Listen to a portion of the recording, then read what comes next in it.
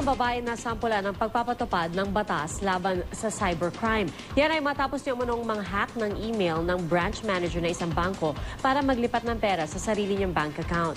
Narito ang aking report.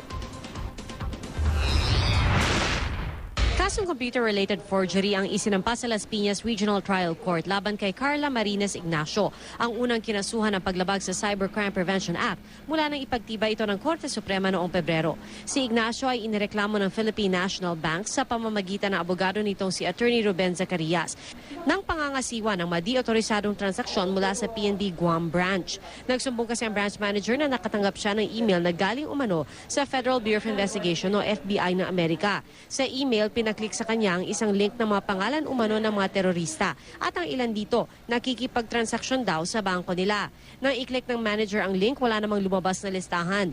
Matapos ang 3 araw, nadiskubre ng PNP Guam na may siyam na di-otorisadong transaksyon kabilang ang money transfer ng 1.299 million pesos ng isang Sunny One mula sa kanilang bangko papunta sa Ostrich Business Services at ang mahigit 170,000 pesos na money transfer ng isang Gretchen Andres papunta sa account ni Ignacio. Napag-alamang ang Ostrich Business Services ay pag-aari pala ni Ignacio. Ayon sa PNP, posibleng hinak ang email ng branch manager at ginamit ang impormasyon niya para makapaglipat ng pera. Ito ang reklamo sa kanya, yung nagwi-withdraw siya ng pera sa through ATM. Hindi ko alam kung sa kanya yon, pero kasi nakapag-withdraw ng pera na wala namang dinideposit na pera doon sa account niya.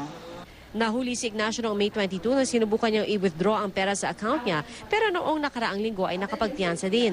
Pinaghahanap ang iba pang kasamahan ni Ignacio. Ang kasong ito ay tanda na tinutugis na ang mga lumalabag sa cybercrime law, kaya dapat daw magreklamo at magsumbong sa mga pulis.